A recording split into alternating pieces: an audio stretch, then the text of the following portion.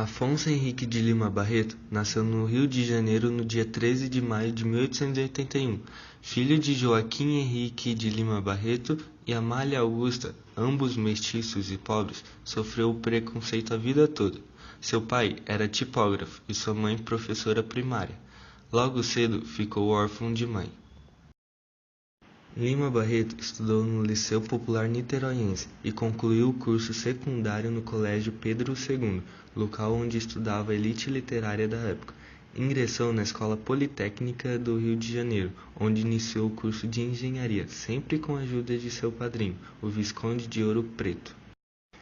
Em 1904, foi obrigado a abandonar o curso, pois seu pai havia enlouquecido e o sustento dos 3 irmãos agora é responsabilidade dele. Em 1904, prestou concurso para escriturário do Ministério da Guerra.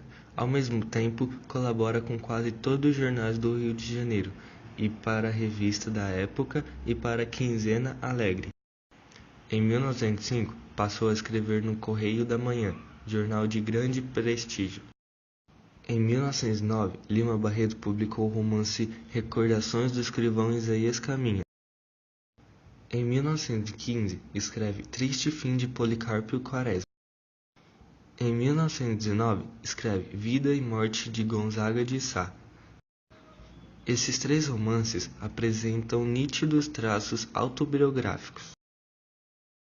Afonso Henrique Lima Barreto, com seu espírito inquieto e rebelde e com seu inconformismo com a mediocridade reinante, se entrega ao álcool. Suas constantes depressões o levam 2 vezes para o hospício. Já em 1919, é aposentado por invalidez do cargo que exercia na Secretaria de Guerra. Lima Barreto faleceu no Rio de Janeiro no dia 1 de novembro de 1922.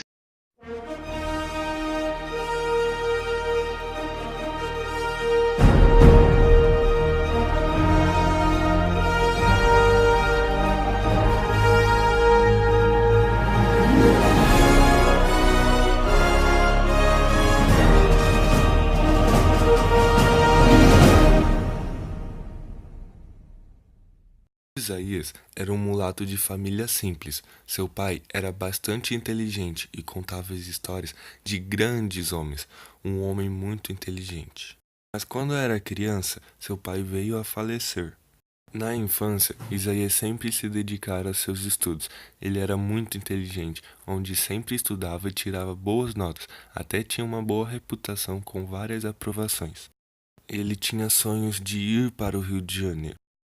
Mas o Rio era cheio de riqueza, egoísmo, onde ele não conhecia nada e ninguém, e se ele fosse lá, ele estaria perdido.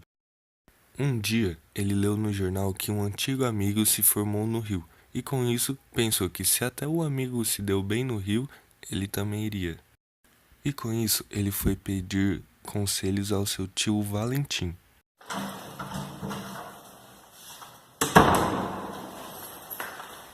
Tio Valentim, o que você acha de eu ir para o Rio de Janeiro?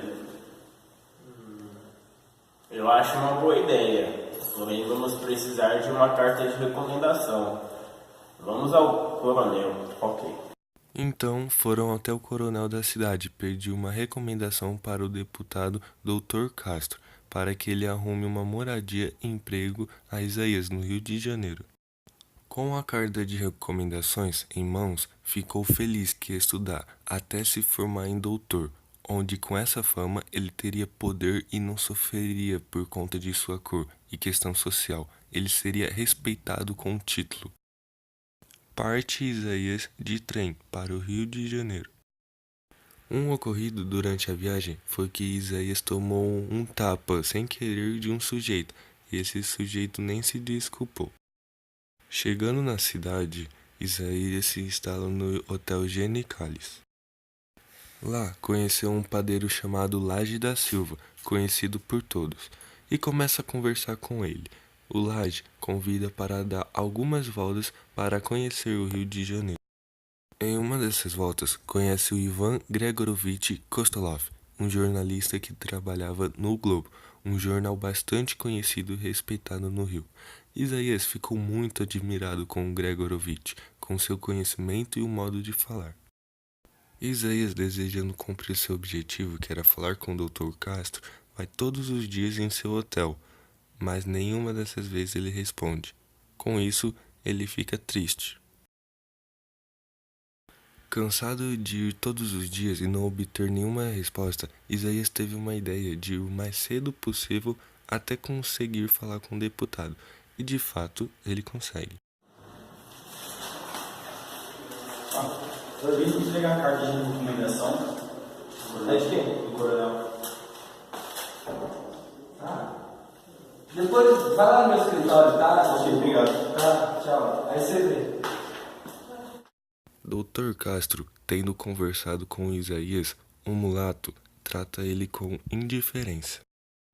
Isaías, mais tarde, compra um jornal e se depara com a notícia que o Dr. Castro tinha viajado e que vai demorar para voltar. Com isso, Isaías fica com muita raiva. Depois de ter ficado tranquilo e ter andado pelas ruas do Rio de Janeiro, Isaías volta ao hotel e se depara com uma intimação, levando para a delegacia.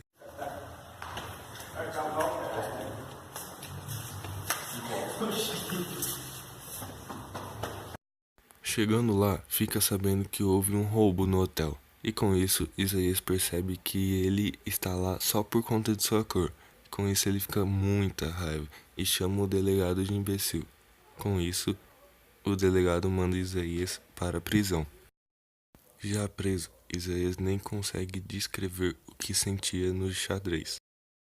Algumas horas depois, o delegado chama Isaías para conversar e fica sabendo que ele conhece o Gregorovitch. Com isso, o delegado fica mais amigável e solta-o e dá conselho de sair do hotel. Passaram vários dias e sem ter como estudar e sem receber nada, Isaías vai ficando sem dinheiro. Sem ter onde ir, Isaías fica sem rumo e começa a andar pelo rio. Nessas indas e vindas, conhece um rapaz chamado Abelardo Leiva, que era um poeta revolucionário, e passa algum tempo conhecendo ele. Até um dia, Isaías fica pensando em sua vida e como deu errado, e começa a ter lembranças de sua infância, de sua família, e fica triste com isso. Só que acontece uma coisa, Gregorovitch encontra Isaías e vai saber de sua vida. Oi, Isaías. Opa, tudo bom? O que tá acontecendo aí que você tá aí pensando? As coisas, tô desempregado, minha mãe faleceu. A vida não tá fácil. Não, eu vim aqui pro Rio de Janeiro, agora eu não sei o que eu faço da minha vida. Mais tarde você podia dar uma passadinha lá no Globo, né? No Globo? Isso, Emprego no caso comigo? isso. Adoraria. O Globo era um jornal com mais respeito do Rio e tinha um poder sobre as elites. Chegando na redação, descreve como um lugar pequeno e imundo e que ia na hipocrisia, já que o jornal reclamava da higiene de um hospital. Ali conhece as pessoas envolvidas com o meio jornalístico da capital, como o diretor Ricardo Loberante, que é o chefe e que consegue sucessos com matéria sensacionalista, e o Frederico Lourenço Couto, ou o Flock, crítico literário que, embora seja tido como um homem dotado de cultura superior, só consegue produzir poucas linhas de sua contribuição diária, depois de um grande esforço intelectual.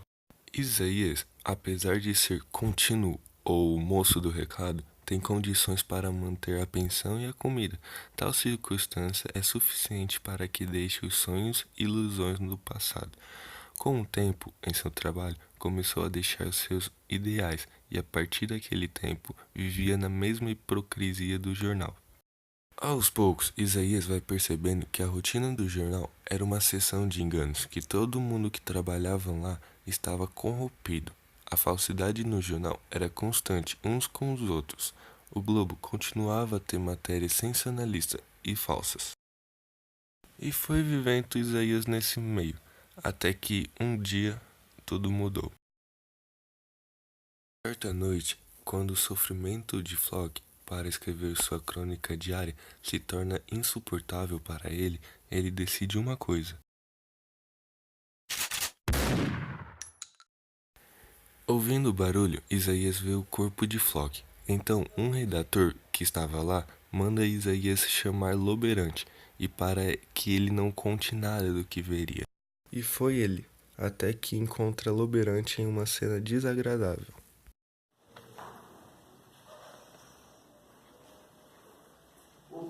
Meu Deus, desculpa.